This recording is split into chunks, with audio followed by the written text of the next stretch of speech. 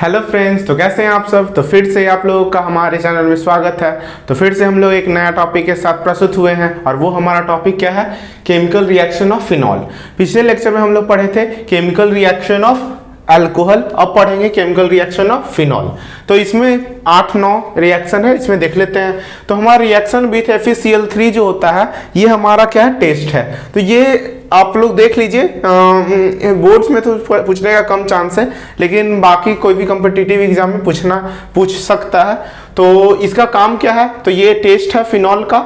In this reaction, phenol is treated with the FeCl3 which produces violet color of color complex। ये क्या करता है, alcohol के colour को चेक करने का, फिनॉल के कलर को चेक करने का ये तरीका है। इसमें हमारा क्या करते हैं, फिनॉल को हम लोग क्या करते हैं, ट्रीट करते हैं। फिनॉल को हम लोग ट्रीट करते हैं FeCl3 से, तो हमारा एक इक्विवेलेंट बनता है इस तरीके का। और ये इसका कलर जो होता है वो होता है वायलेट कलर, और उसके साथ साथ plus HCl plus 3H+ ion देता है। ये क्यों फॉर्म होता है, तो फॉर्म होता है ये फिनॉल है। तो फिनॉल जो होता है अपना क्या होता है, कार्बोनाइल फॉर्म बनाता है। ये वाला बॉन्ड जो होता है इस पे आ जाएगा और H इस यहाँ पे जुड़ जाता है। तो इस तरीके का हमारा क्या होगा, ये कार्बोनाइल फॉर्म होता है ये वाला। इसी को कहते हैं हम लोग टॉटोमेरिज्म, जो आप लोग आइसोमेरिज्म में पढ़े भी होंगे। ठीक है, तो बोर्ड्स के अनुसार ज्यादा इंपॉर्टेंट भी नहीं है। रिएक्शन विथ PCl5, तो जब हम लोग फिनॉल को हम लोग PCl5 से ट्रीट करते हैं तो ये बना देता है क्लोरोबेंजीन। क्या बना देता है, क्लोरोबेंजीन बना देता है। ठीक है, और POCl3 और HCl। और जब हम लोग Zn से रिएक्ट करते हैं तो ये हमारा फिनॉल को क्या कर देता है, बेंजीन में कन्वर्ट कर देता है ZnOA के साथ। ठीक है, अब है फॉर्मेशन ऑफ ईथर। तो ईथर का फॉर्मेशन कैसे होता है, तो जब हम लोग फिनॉल को, ये हम लोग देखे होंगे डॉज प्रोसेस में कि जब फिनॉल को हम लोग ट्रीट करते थे NaOH से, तो ये क्या देता था, ये सोडियम बेंजोएट दे देता था। ठीक है, प्लस H2O। अब इसको जब हम लोग ट्रीट करेंगे CH3Br से, तो ये हमारा क्या दे देगा, ये हमारा एनिसोल दे देता था। ठीक है, ये हम लोग देखे थे। अब है हमारा फॉर्मेशन ऑफ ईस्टर। तो ईस्टर का फॉर्मेशन, तो पहला स्टेप तो सेम होगा, लेकिन इसमें क्या डालते हैं हम लोग, इसमें हम लोग डाल देंगे क्लोराइड एसिड डाल देंगे, क्लोरो एसिड डाल देते हैं। और फिर जब इसको ट्रीट करते हैं तो ये और ये हमारा टूट जाता है, तो NaCl बन जाएगा और ये हमारा बन जाएगा फिनाइल एसीटेट। ठीक है, और फिर हमारा लास्ट है हमारा बेंजाइलेशन। तो बेंजाइलेशन में क्या करते हैं हम लोग, क्या करते हैं, फिनॉल को ट्रीट करते हैं इससे।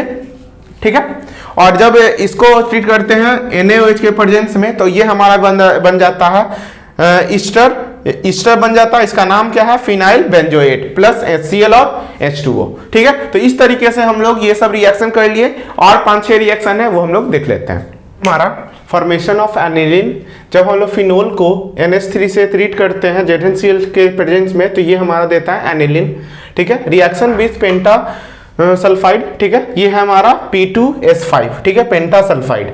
जब हम लोग फिनॉल को क्या करते हैं, ट्रीट करते हैं पेंटा सल्फाइड से, तो ये हमारा देता है थायोफिनॉल और P2O5। ठीक है, अब है हमारा हेलोजिनेशन। हेलोजिनेशन हम लोग जानते हैं एक प्रोसेस होता है जिसमें हम लोग क्या करते हैं, हेलोजन ग्रुप को ऐड करते हैं। ठीक है, तो यहाँ पे ये दोनों बहुत इंपॉर्टेंट हो जाता है, और यहाँ पे बहुत सारा कंफ्यूजन भी होता है। Br2 लिक्विड और Br2 वाटर। ठीक है, तो जब हमारा Br2 लिक्विड से हम लोग फिनॉल को ट्रीट करते हैं, तो यहाँ पे सिर्फ ऑर्थो और पैरा पे एक ब्रोमीन लगता है, जिसमें ब्रोमीन जो ऑर्थो पे लग रहा है उसको कहते हैं हम लोग माइनर प्रोडक्ट, और जो पैरा पे लग रहा है ये दोनों ऑर्थो पोजीशन होता है, ये दोनों मेटा पोजीशन होता है, और ये होता है पैरा पोजीशन। तो पैरा पोजीशन पे जो लगता है वो हो गया मेजर प्रोडक्ट, और ये हो गया माइनर प्रोडक्ट। उसी प्रकार से जब हम लोग Br2 वाटर से ट्रीट करते हैं, तो यहाँ पे क्या होता है, वाटर एक्सेस में होता है, और यहाँ पे हमारा तीनों ऑर्थो पे, दोनों ऑर्थो पे और एक पैरा पे हमारा क्या लगता है, ब्रोमीन एटम लग जाता है जब हम लोग Br2 वाटर से ट्रीट करते हैं। तो ये दोनों में समझिएगा कि लिक्विड में क्या लगता है, सिर्फ एक बार लगता है, एक बार ऑर्थो पे एक बार पैरा पे, जिसमें एक्सेस मेजर प्रोडक्ट होता है पैरा वाला। और जब हम लोग Br2 वाटर लेते हैं तो हमारा तीनों पे लगता है 2,4,6 ट्राइब्रोमेफिनॉल। ठीक है, अब है हमारा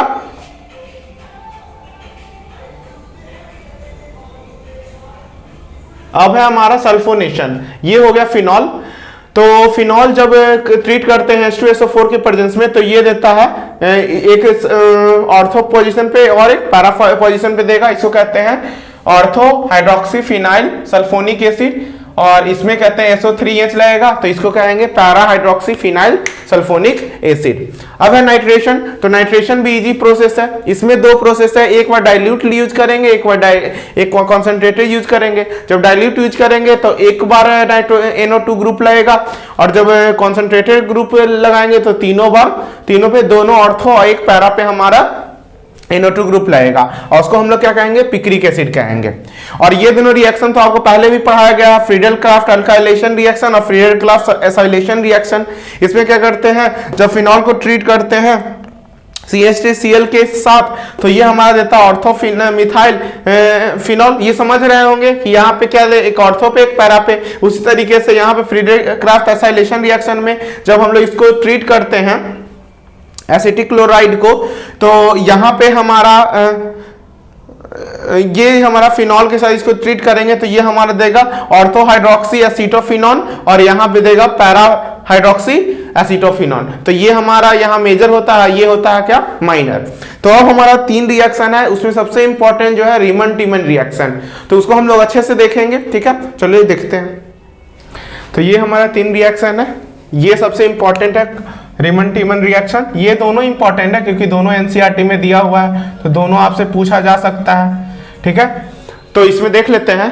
तो इसमें क्लोव अस्किमिड रिएक्शन, तो इसमें फिनॉल को जब कार्बन डाइऑक्साइड के प्रेजेंस में NaOH के प्रेजेंस में ट्रीट करते हैं तो ये सैलिसाइलिक एसिड देता है। ठीक है, और जब रीमन टीमन रिएक्शन क्या है, जब रीमन टीमन रिएक्शन फिनॉल को CH3Cl में ऐड करते हैं किसके प्रेजेंस में, अल्कोहलिक KOH और अल्कोहलिक NaOH के प्रेजेंस में, तो ये सैलिसाइल डिहाइड देते हैं। ठीक है, प्लस ट्वाइस HCl देता है, KCl देता है और 2H2O देता है। ये कैसे देता है वो हम लोग छोटे से लेक्चर में देख लेंगे, आप एनसीईआरटी में देखने का प्रयास करिएगा, इजी तरीके से दिया हुआ है। ठीक है, और ये है गैटरमैन रिएक्शन। तो गैटरमैन रिएक्शन में क्या होता है, जब हम लोग फिनॉल को ट्रीट करते हैं HCN के साथ, HCl के प्रेजेंस में और AlCl3 के प्रेजेंस में, तो ये देता है बेंजीन में ऊपर रहेगा आपका ऑर्थो पोजीशन पे OH और पैरा पोजीशन पे रहेगा एल्डिहाइडिक ग्रुप। ठीक है, और HCl रहेगा, NH3 रहेगा और H2O रहेगा।